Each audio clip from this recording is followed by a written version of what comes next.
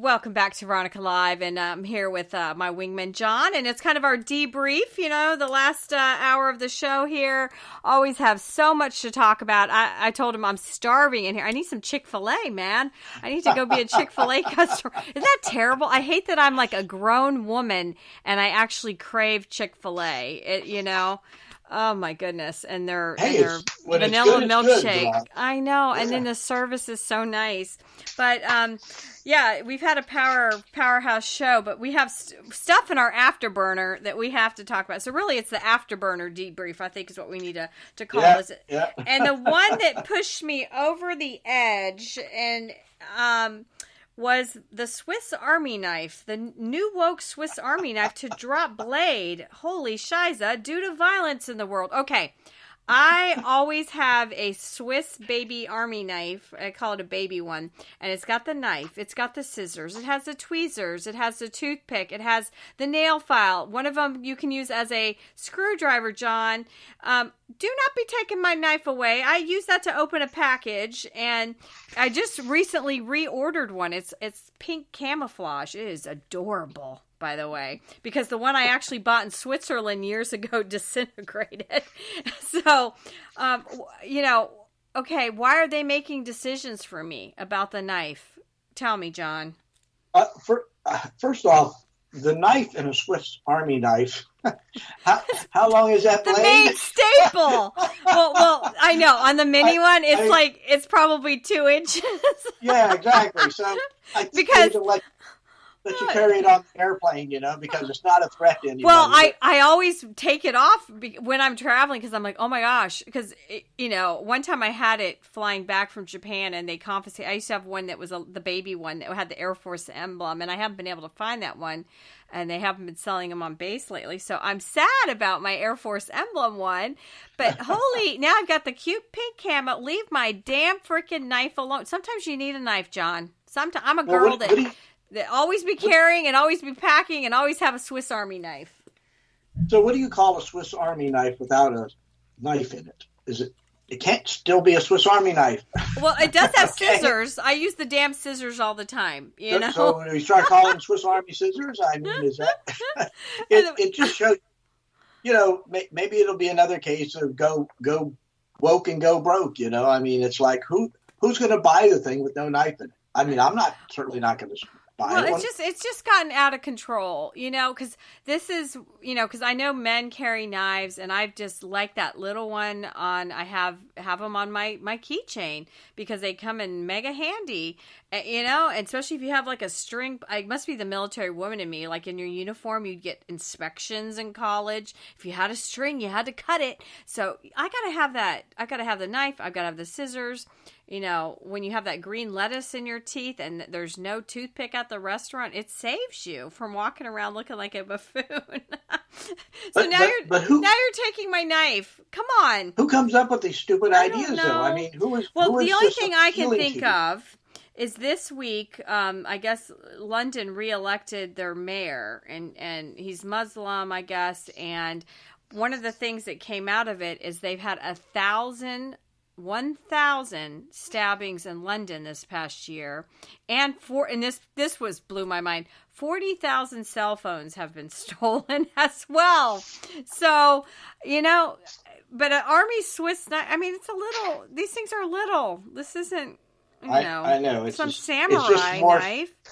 More stupid woke stuff. You're not gonna kill anybody with a Swiss Army knife. I'm sorry. Give me a freaking break. I mean, now that they're going woke, so this makes me. I mean, Switzerland is a neutral country, but they want you to have a weapon in your house. Now you're taking my little Swiss knife that I paid $25 for. Thank God I ordered it. Oh my gosh. Is it Switzerland where everybody's in the national guard, basically, and they all have weapons in their house? They all have weapons, and this is made... This Victorinox is made in Switzerland, because when the one that I demolished because I used it so much, it was made in Switzerland. And I forgot what their national flower is, but the last one I had the national flower. I'll Google that while we're chatting. But is it? Why are they making these decisions? Who cares? Well, it follows the story that follows that is Bud Light sales continue to decline in wake of Dylan Mulvaney controversy. Right back to go woke, go broke. And you're trying to appeal to this 0.1%. If it's even that, maybe it's 0.5%. Of a tenth of a percent. The Target I don't article that I was quoting with Drew earlier, it says Gen Z's 30% of them, identify, as LGBTQ. Now this is crap. Right, exactly. Break. This is crap. Just, they're pumping up the numbers with trying to get us to believe this is mainstream, and that's exactly what it is. They're trying to make it sound like it's mainstream, and we all need to bend.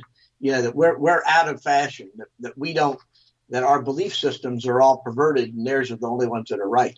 And again, it's this tiny percentage of people that are actually trans, yet they want to force us.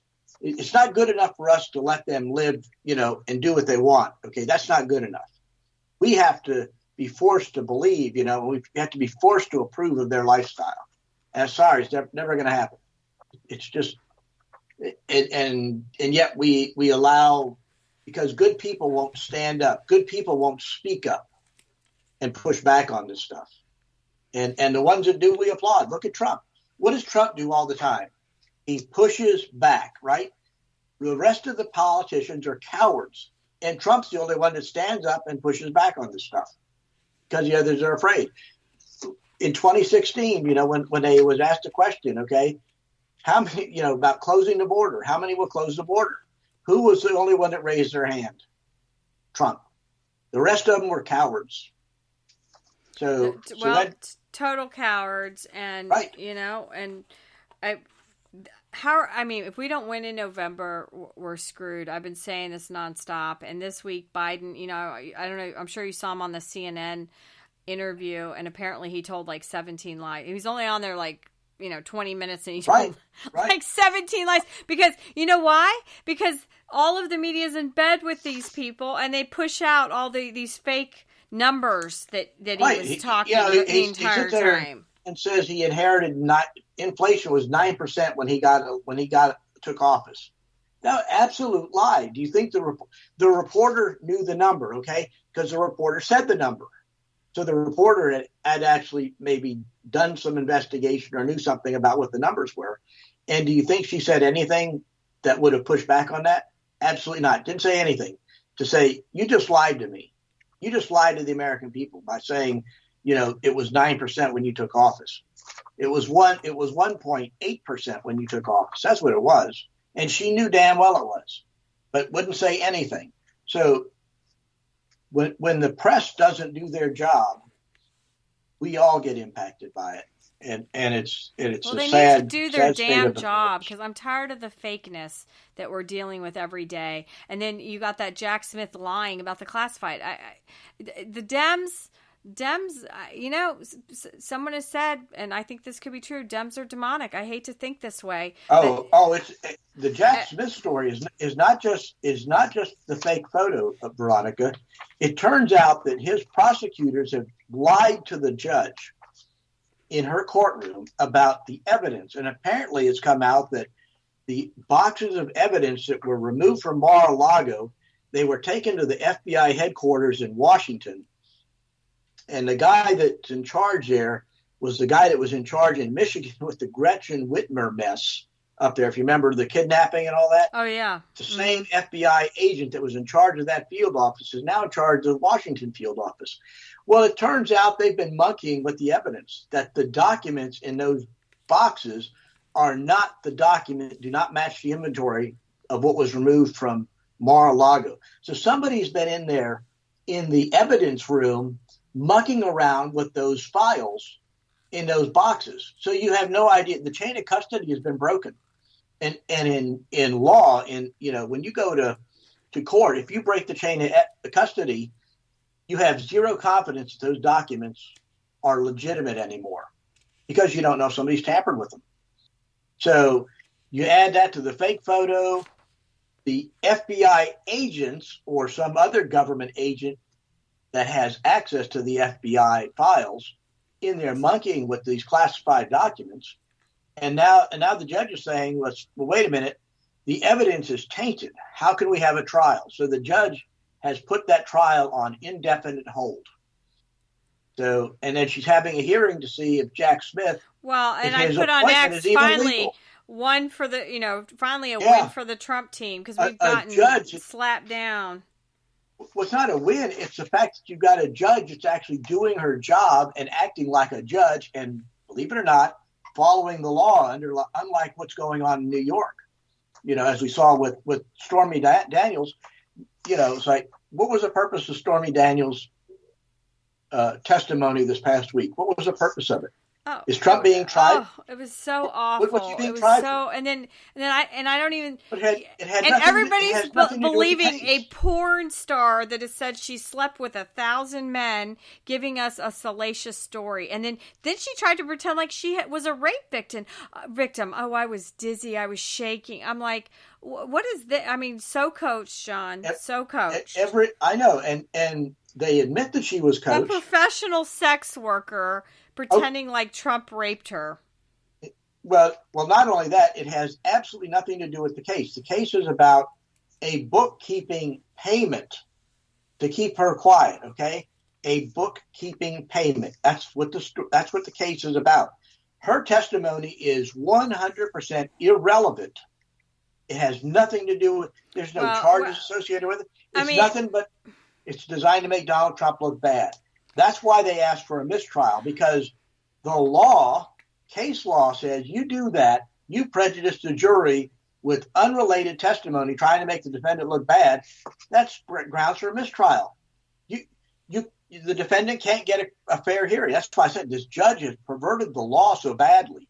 I don't know how anybody in New York thinks they could get a fair trial for anything with judges like what they've got going on there.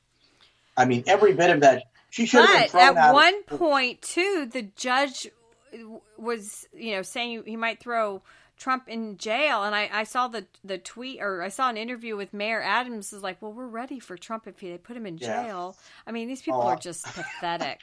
Pathetic. I wish it would be great if they put him in jail. He probably make friends. The optics would never stop. Okay.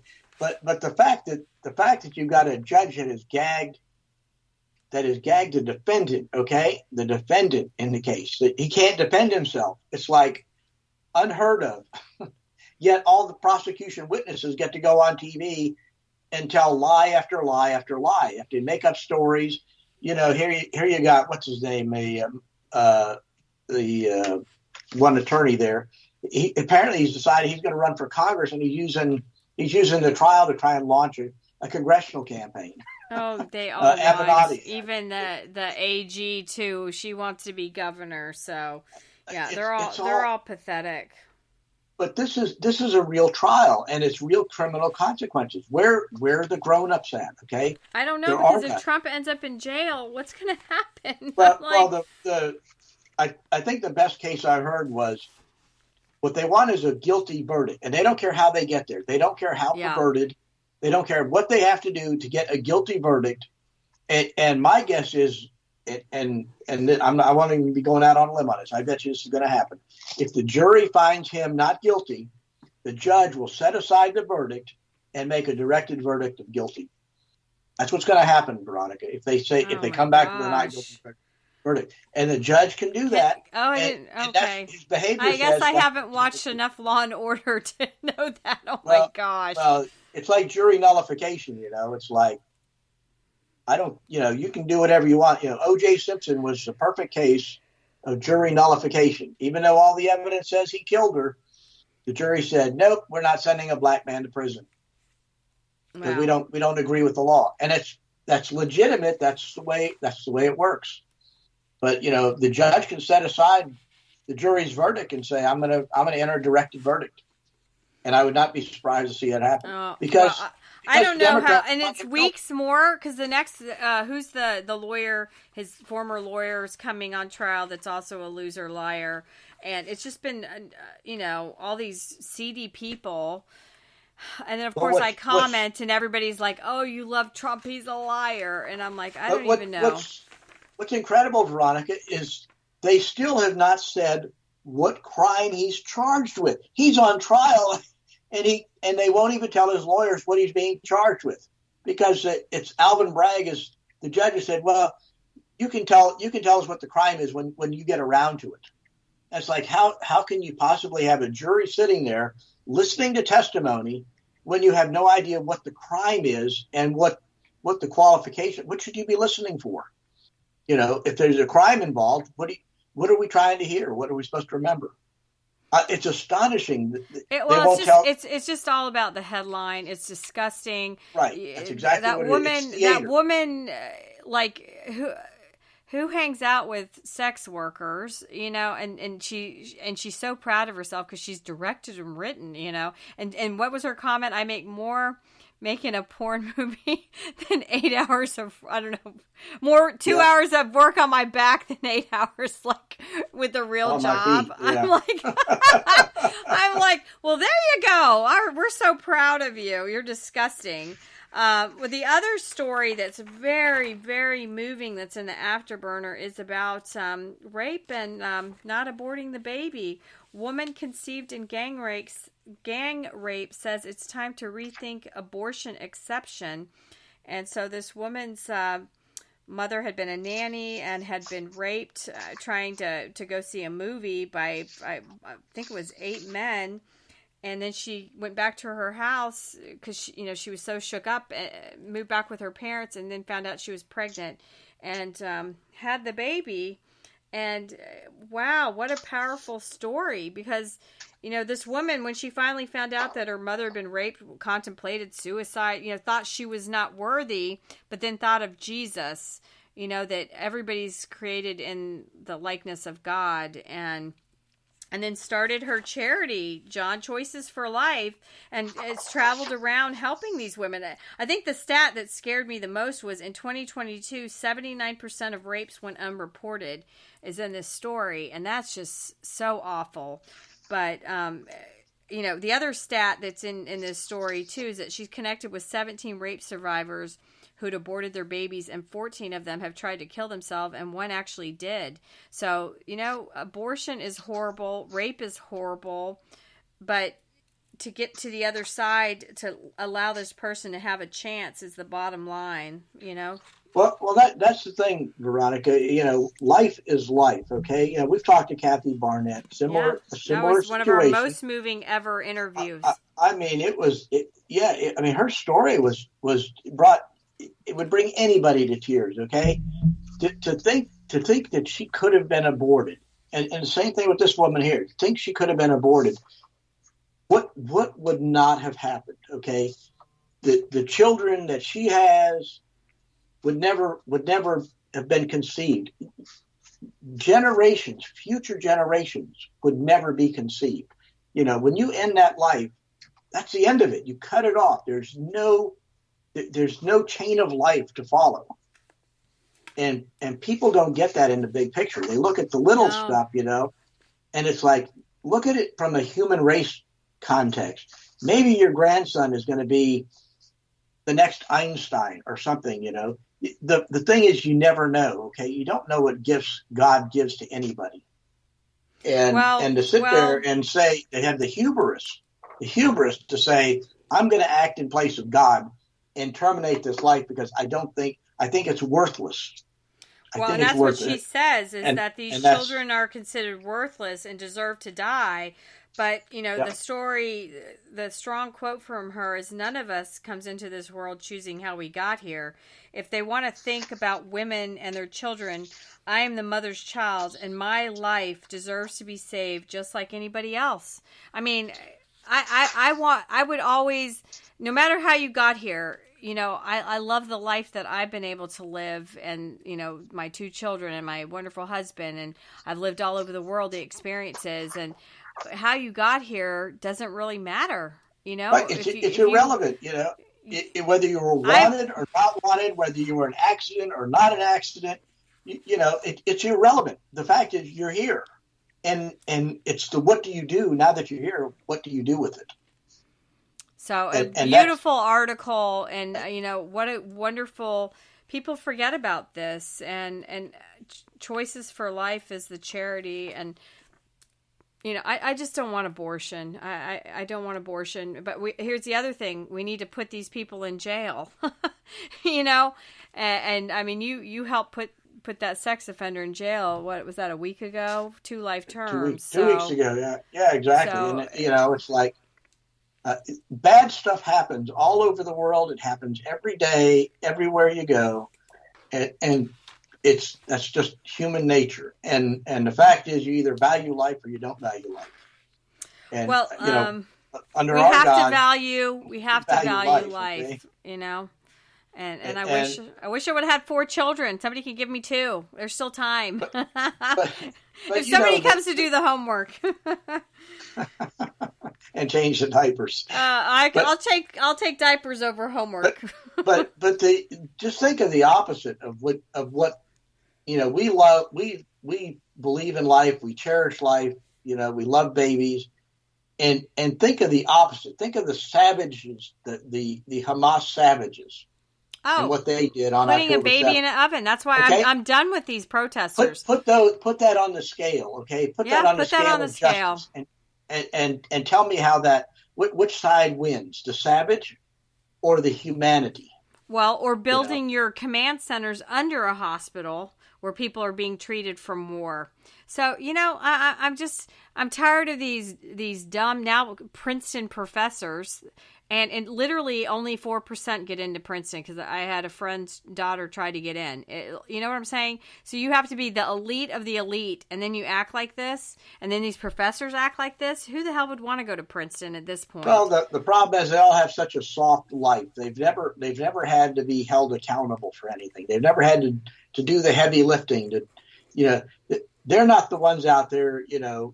As I many years ago, we were out on patrol one time, Easter morning, right? I'm sitting there in the airplane and the sun's coming up. It's Easter morning, Easter sunrise. And I'm thinking, how many people know we're out here protecting and defending their freedom? Right. Working 24/7 in the military, right. And sometimes it's not peachy when somebody's killed. Right. So, no, these people don't know sacrifice or hardship or living in a foreign country before there was ever FaceTime. It was $7 a minute when I lived in Panama to call home. You know what I'm saying? And the first time I lived in Japan, it was expensive. There weren't all these Skypes and FaceTime things. And a lot of these countries you go to, they are hellholes, okay? I feel sorry for the people that have to live that way. But that's where I saw the first time I saw poverty was in Panama. That was the first time. Children on the street, no shoes, just wearing some shorts and no shirt. That's the first time I saw poverty. And I, and then these people have their EBT cards and, their long ass 3-inch nails because they're going to the nail salon. Well, these children are trying to just get a meal, one meal probably for the day. So we don't know what hardship is. We've become soft, fat, as you say. Those Princeton students need to be on the hunger strike. Yeah, and exactly. I'm not pro Ozempic, but they might need some. So, some of us our fat asses are in the gym 3 times this week. Killing me, but I'm there, baby. Fat but fit. I'm not that fat, just so you know.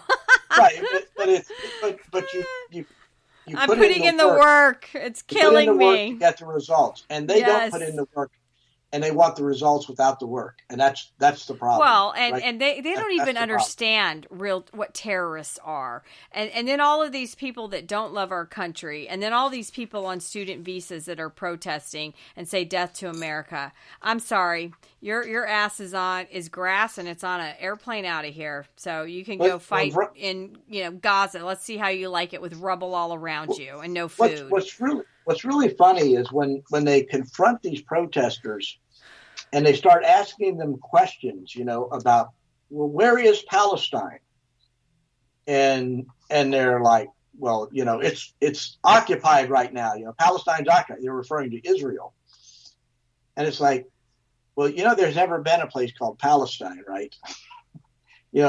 Show me a map that's ever had a place called Palestine that any world body has recognized. in history. It's like, nope, doesn't exist. It's how long the Jews been in that area, in Judea and Samaria? How long have the Jews been there? Well, they're invaders. You know, they've been there for 3,000 years. Okay, and the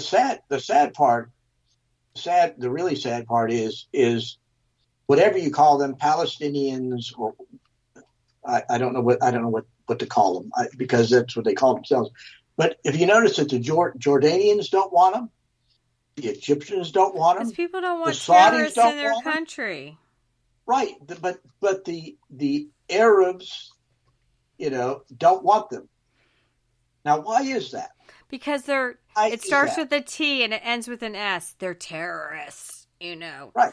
So if the Arab countries who, and again, I think the number I heard, the population of the Arab countries in the region is like 400 million versus, what is it, 10 million that live in Israel, 10 million Israelis. That just shows you the proportion of this thing. The 400 million don't want anything to do with them. Right. And so to me, it's like the whole thing, you know, it's like you got your two-state solution, you know, they gave you Gaza and the West Bank. Okay, you can do it as you please. The Israeli army withdrew. They had nothing to do with it. They let you all do your own elections. You elected terrorists. You allowed terrorists to build all these tunnels. You allowed the terrorists to use the schools for weapons caches. You allowed the terrorists to use hospitals for their headquarters. And you know, you get what you reap, right? Isn't that somewhere in the Bible? Something about, you know, you reap what you sow. I'm telling you. And they sow terrorism, and that's what they're getting. And I think Israel has every right to go wipe them off the face of the earth. And, you know, well, I don't know. You know, are they redeemable? I don't know that they're redeemable. So if you're irredeemable, what's the consequence? Getting wiped off the face of the earth. But who wants a terrorist? It's just like all the illegals, because one of my Republican contacts over in the Panhandle sent me a picture this week, because in Milton, Florida, a bus showed up and offloaded all kinds of illegals, John. So they're getting dumped in Florida, you know, and we can't control it, and we don't know who you are. You know what I'm saying? Well, and we had that Guatemalan that kidnapped an 11-year-old and raped the 11-year-old this week or last week. You know, so we don't know who you are. And see, they don't want those people in those countries. You know, they don't want these Palestinians in their countries because they've been acting like terrorists. You know, well, I think Governor DeSantis, if I remember reading the story correctly this week, that he's contemplating calling a special session to pass a law similar to what they have in Texas, where they allow the sheriffs to arrest and deport these illegals, which I think would be a fabulous idea. Because I know the Florida sheriffs would be, you know, I know our sheriff would be. Well, talking of sheriffs, that one funny story, because I saw this one too everywhere on X. The serial thief used self-checkout to rob same Target store of over $60,000 worth of items. So, number one, I hate freaking self-checkouts because it never goes well for me, okay? So Walmart always, you know, because when I gave up Target, I started going back to Walmart for more things because, you know, my dogs are spoiled and I get them rotisserie chickens, and I don't give them the skin, so they're lean dogs. But so I started going a little more back to Walmart, but I get sick of having to do the self-checkout because it's a pain in the ass. It never works. Something's always. I tried to do a self-checkout at the little grocery outlet near me. I was trying to buy a sweet potato for my dogs. They are so damn spoiled, and I make them a sweet potato, and it wouldn't come up. The lady had to come over. She tried yams, then she's trying potatoes. You know, I'm like, you know, and it was literally 30 cents for this damn sweet potato, and it took an act of God to buy it. So, yeah. And so here's this lady. She's just going up there pretending like she's buying stuff, John. Pretending. And, you know. I'm amazed at, and this is not the first story I've heard about the amount of retail theft that occurs at these self-checkout counters. is apparently pretty high, and there's places that are actually eliminating the self-checkout counters. Well, they never work, so I hate to. It's like when I go to a restaurant, because occasionally I will go to Sweet Olive Garden because I have to say it's cheap, the food's efficient, and it always tastes. It's consistent, with the quality of the food. But it's a cheap place, and they want you to use the damn little thing on the table, and so, my husband's like, I'll do it. And then it comes up, split the check. It'll come up there. He's like, are we splitting it today? And I'm like, okay, my boyfriend of 31 years, we're not splitting it. But damn it, when I go to this store or the restaurant and he's not here, I'm not doing that stuff because nothing ever goes right on that either. So, and then he's like, oh, it's asking me to take a survey. Should I take the survey? And I'm like, yeah, tell the survey to F off.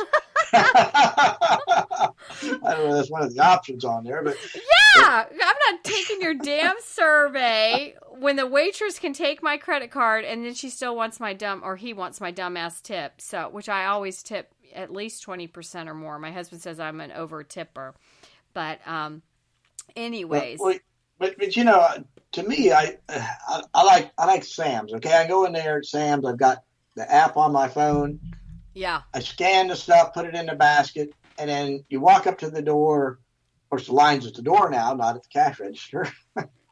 But they sit there and they go through and they scan the items and compare it to what you scanned, and it's either good or bad. And to me, it's kind of like that. That's kind of the smart way to do it. Well, but, they put all Seattle had like the Amazon store that you put everything in the cart, you swipe your card, you never even interact with a human, and there was no way to, like you said, it automatically knew when you walked out of the store that you'd have paid for all the items.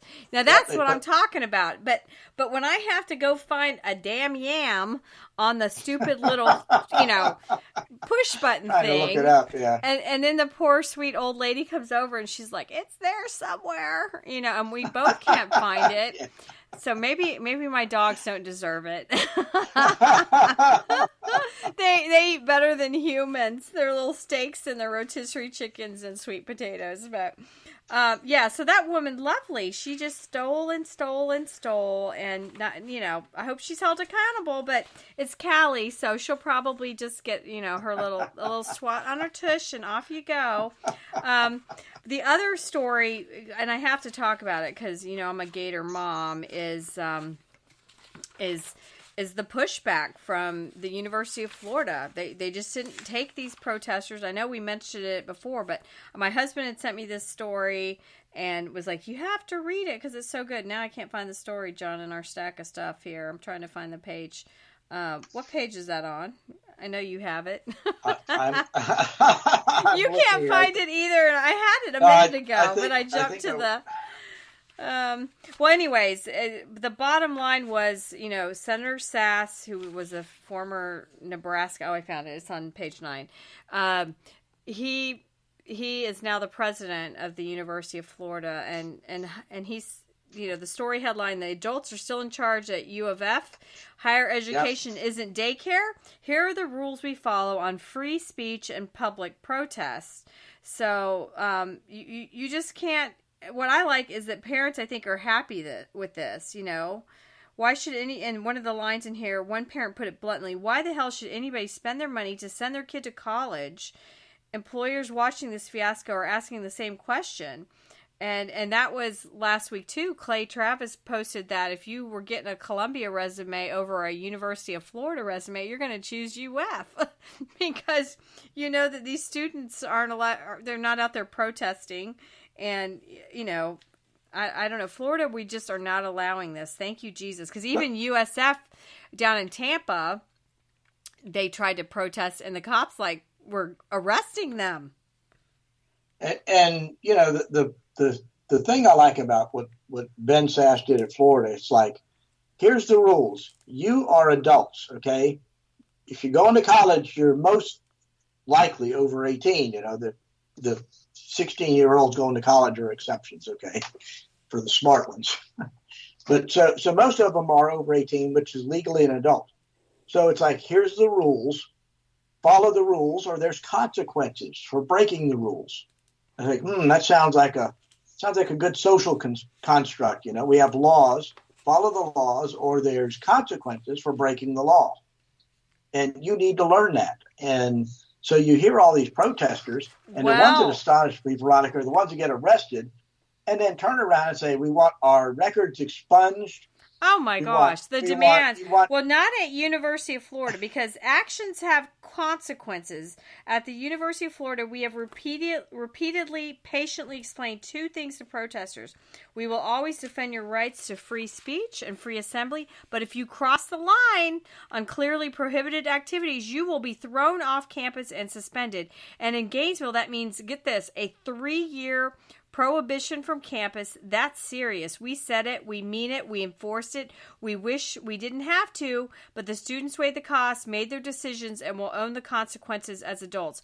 We're a university, not a daycare. We don't call emotions. We wrestle with ideas. And that is huge because, you know, UF is like the hardest school to get into. Everybody that goes to UF is valedictorian, salutatorian, top of their class. It's the public. For years, people have been saying, and it's ranked number 1 now. So it's the public Harvard of Florida. And then my son went to Miami. That's considered the private Harvard of Miami. Because once again, of Florida, Miami, you have to be number 1 or number 2. And they're just not going to allow this, which is great. Because all these people that have worked so hard to get into these schools, you really don't want to mess it up if you want to get a job someday. And it's not like the University of Florida is some conservative, bastion of conservative thought, okay? Alachua County, which is where University of Florida is at, is a solid Democrat county. They are liberal leftist to Florida is Alachua County. You know, Republicans don't stand a chance of getting elected to anything in Alachua County. So you're dealing with a very liberal, population anyway, and yet and that's probably why Ben Sasse was not a popular choice because they protested he was him. Bringing something. Do you remember? They protested him. Yep. So, but he's the right person and he's got the right idea, and I think one of the ones that I laughed at, and I was like, was this girl that was a protester. She was arrested. And believe it or not, the university expelled her, and she was supposed to graduate. And she was flipping out because she'd been kicked out of the university, and she wasn't graduating. Life's about choices. And she was crying, and it's not fair, and all this stuff about, it's like, hey, you're the one that did this. Nobody put a gun to your head. Now you got to pay the consequences of it. Well, so don't sit there and cry I guess you can try to get back into UF in 3 years, but exactly. Good luck with that. Good luck with that. But yeah, I'm sick of the we're free speechers here. We're definitely free speechers. And then I sent you the because we did the George Santos interview a few days ago, and I shared it on X, and I got some hate off there, and one of them was pretty awful. It was pretty, and I think I know who wrote it actually, and I'm pretty sure I've got this down. I'm sure the person lives in his mother's basement, probably. Yeah, here where we live in Florida, I know who wrote that. Yeah, so you got to deal with the hate, but we're not trying to keep janitors as hostage. Those poor damn janitors. I mean, the one guy was still traumatized, and I would be too. You know what I'm saying? If somebody could hold you and you're kind of a kidnap victim, he's like, he said he went to go back to work, and guess what? They were still more of these people on campus, so he turned around and went home. Some poor guy barely making it, John. He's a janitor at a college. It's not like he's the king of some country working hard for his money. And then they kidnapped him, and now they're still on the damn campus of Columbia. And the poor dude was like probably having PTSD from the whole experience. Veronica, the thing that surprised me, and it was that none of the janitors punched out any of those little weak leftists, because they would have. And he was an African American man. He was an African American man, working hard. I'll tell you what. If I was a working guy and I was in that kind of thing, and you get some little trust fund idiot in there that's mom and daddy or somebody's paying $100,000 a year for them to be there, and they sit there and say, well, we're not letting you go, It's like, oh, really? I'll show you what not letting go looks like, and punch them in the face. And that's all they'd be crying. They would really be crying. They would fold so fast it wouldn't be funny. He hit me. That's like, really? And then they try to sue you, Right. but the poor janitor's not, the poor dude's trying to make the place beautiful. And then the footage of inside he's of what the one they did to up that. after their mess, right? Because they destroy it, and then he has to clean it up. And it was a wreck in that building that they took over. So when does the stupidity stop? Take your damn mask off if you're so bold. I'm bold, and you can hate me for being a pro-lifer and having my show that this person went. I know who this person is that did this because it sounded exactly like them. The best ones I saw, Veronica, was when the police started arresting people. They were yanking their masks off their face. Oh, yeah. And they were horrified that their faces were being exposed, It's like, yes, that's exactly what we need. Show these pictures on TV, expose these people for who they are, and they're like cockroaches. They'll start running for the dark places as soon as you start doing that, because that's exactly what they are. They're nothing but weak, miserable little cockroaches, and they need to be exterminated.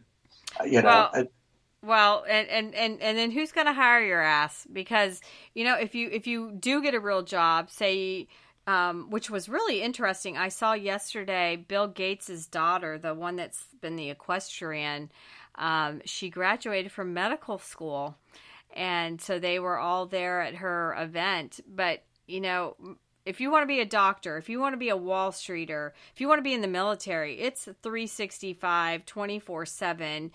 A lot of these professions, and they're 12-hour days, and these people are not going to make it. I'm telling you, they're not making it. They're weak. They're weak, So, the last thing in our Afterburner debrief I wanted to chat with you about are the you always send me the cutest political cartoons, and they're nailed it. The first one nailed it. It's Speaker Representative Jeffries is sitting in his it's a chair that says Speaker above his name, and then he's got a little lap dog, and the little lap dog has glasses on. Oh my.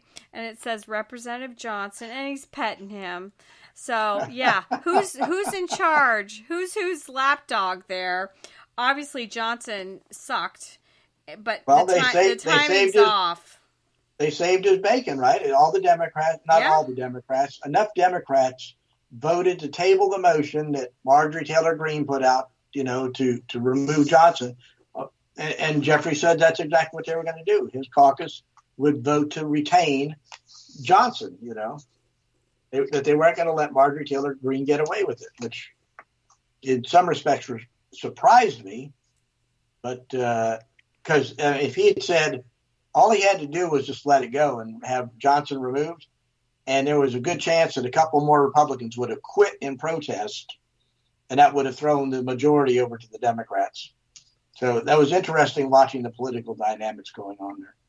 Well, who's on our side? I mean, it's the funny thing too. The dog also has some hair that looks just like Speaker Johnson's. So the cartoonist, bravo.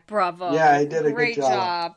And then, of course, the next little cartoon, which sums up the entire week, but it's not X-rated, thank God, because to hear Stormy's testimony, so she's on the trial, and Trump's like pointing his little finger, and he goes, "By the way, Your Honor, what am I charged with anyways?" And then the judge retorts, "That does it." So, because they're dying to put him in jail. They're dying to put him in jail. He's on trial for an unspecified crime that he's supposed to defend himself against with a jury, and they won't tell him what he's charged with. So how you mount an effective defense? See, every bit of this, Veronica, this will be appealed and overturned in nothing flat, but it's going to take a year, to get through all the process. And in the meantime, they get their conviction, of Trump was convicted. He's a convicted felon. The hell. But remember when he got the mug shot, how that went viral. Remember? Yeah. So that went viral. And then, and so there's a bunch of conflicting things out there because this weekend Nikki Haley was having a meeting with her donors, and everybody's still pushing Nikki Haley for the VP. But this is broken through since we've been on air that Trump has tweeted that he's not considering her as a VP because there was 4 names also that were released: J.D. Vance, Marco Rubio, that Governor Burgum from North Dakota, and Tim Scott was the 4th one. So this woman will not go away, and she's still pushing the narrative that she's somebody, that she's meeting with her donors. But my husband had a good point. He's like, what if they put Trump in jail? You know, is it going to be Nikki and DeSantis? So I don't know. No, Trump has got all the votes for the nomination. Okay, he's got the nomination sewed up. Everybody, all those delegates are pledged to vote for him on the first round. He's the nominee. Period. It's just like Joe Biden. Joe Biden has all the delegates. He's the nominee, and the only way to stop that, under the rules of the conventions, both Democrat and Republican, the only way to stop that is for the candidate to release his delegates on the first ballot. That's the only way you can change it. Otherwise, it's Biden and Trump. They've got the delegates. They're going to win at the convention. I don't care. Nikki Haley has no path. You know, it doesn't matter if Trump, first off, Trump would not be the first candidate to run for president from prison. Okay. And I'm trying to remember, there was another guy. God, I had his name the other day. This was like a long time ago, but he was actually convicted. And this is where the Espionage Act came from. It had something to do, when they passed the Espionage Act, they used it to get this guy that was running against, was it Wilson? I don't want to mess it up, but it was way back in the early 1900s. And they used the Espionage Act to put him in jail. Yet he was still a nominee for running for president. So it's not the first time it's happened. Okay. And Trump can run for president. I mean, there's nothing. Running for president, being a convicted felon is not a disqualification, okay, for running for president. Now, what they wanted to do was declare, if the Democrats got a hold of the House, the theory was they would go back and declare Trump an insurrectionist, which would prohibit him from running for president, supposedly. But anyway, that's the only thing they could hang their hat on. But being a convicted felon is not a disqualification for running for president. So, well, good to know. Good to know because I don't know. But the Democrats would use it, to say, well, Biden's not going to debate a convicted felon. That's what they're after. Okay, that's how they're going to shut the debate down. Is get Trump convicted of a felony, and then say we're not debating a felon. And I can't imagine I couldn't even imagine them putting Trump in prison, even if he is convicted, because he's going to appeal this thing. And I can't imagine him not being that the appeals court would stay any jail time, because it is anything they come up with, because there's so many errors in this trial that any appeals court that would look at it say, yeah, this is going to get overturned anyway. Yeah, but we got to deal with we have to deal with the shiza until we get there to the appeals. Right. And it's been so freaking painful because they don't want him out there, because Biden holds an event and nobody shows up. So, yeah. Oh, la la. But that's the level of corruption we're dealing with in our government these days. People have no moral basis. Anything goes. And they're certainly proving that anything goes. They'll pervert the law, they'll subvert the law, they'll do what they need to do to get the result they want. And that's right. And I'm afraid that's going to come over on the election. We need to be on our game for this election. There's no red wave coming, okay? It's not a red wave election. It is going to be razor thin. They're going to lie, cheat, and steal and do everything they can to win this election. We saw it in 2020. That's what they did. And they're coming back now and they're saying Fulton County, saw the story this morning. The fraud in Fulton County in Georgia, which is right around Atlanta, okay, they think the fraud was high enough that Trump actually won the state. Yeah. Probably did. That's what I'm concerned about is fraud. How much of that more are we going to see? Pennsylvania, if the absentee ballots, the fact that they broke the law to count those absentee ballots, they broke the law. They broke Pennsylvania's state constitutional law to do that. And if they hadn't done that, Trump would have won Pennsylvania. So they're not above, like I said, lying, stealing, cheating, perverting, whatever they got to do to win. Well, obviously, because remember, we're up in the hills training. Now, I actually go to the powder room to train, John. So I think I always be packing. I think I go down by the river and I've got some hills. Right. I got Your some Georgia hills here, house, you've got somewhere to shoot. You probably could get a turkey for dinner. Maybe I'll find me an armadillo and shoot him. Have some armadillo soup, you Georgia people. But you're still a Florida boy, so anyways, you're a halfie now. You're a halfie. Yeah. But, huge show. Oh my gosh, I had so much fun with guns, girls, and greed. Plus, he said he shaved his legs for me, so, I love that. I get that kind of offer. I was a Blackwater mercenary in Iraq by Morgan Lorette. He does want both of us to go leave him an Amazon 5-star, which I need to because it was freaking a great book. I mean, if you want to, that book was like real men. You know what I'm saying, John? There was no pink hair, body piercings. You know what I'm saying? Like this whole book, if you want to see what real men are like, this is the book for you. We should caution people. It's got real man language, okay? It does. It's not something you give your kid. It's probably more of a rated R book in ways, but it was. There's no wokeness. This is real men with chest on their hair. You know what I'm saying? It's real life. Right? They're definitely killing the enemy.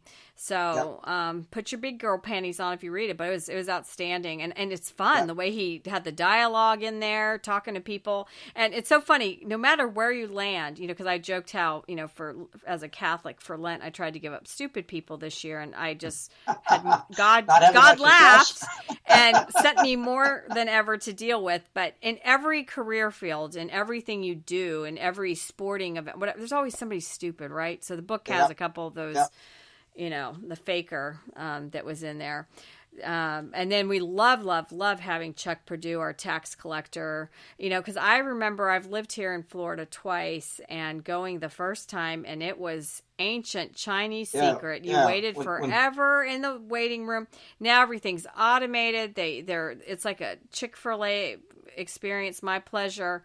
And I literally got a new tag, paid $100 and got it in 15 minutes, and I had to go in because if your tag's 10 years, I'd had this tag on 2 cars for 10 years because I've been here 10 years now in Florida. Hard to believe. I had to go in and they reordered it. They gave me the new sticker and then the new one comes. The new tag is being made by prisoners somewhere here in Florida. So, hope they like my tag. But anyways. But we have good constitutional officers. I mean, fabulous Chuck experience. Is a leader. Mark Anderson was a leader. Yeah. And I don't know what it is, but we are just really blessed to have these people out there. Right. And then we had Drew Allen, our millennial minister of truth. We keep trying to spring him out of Cali. We're getting close. I mean, he can come to my guest room anytime. So, but great discussion with everything. But anyways, great show. And hope all is well, John. And we'll catch you. We'll do an earlier this week's show because I'm going to goof off next weekend. But anyways, we'll talk and stay tuned. And all the show will be up here shortly. And you can follow us on Facebook, Instagram, X, Spotify, iHeart, iTunes, Podcast Addict, YouTube, LinkedIn. We're everywhere. So check us out. If you want to be a sponsor, let us know. And would love for you to sponsor us. So we'll be back again on Veronica Live. Everybody have a blessed week. Bye.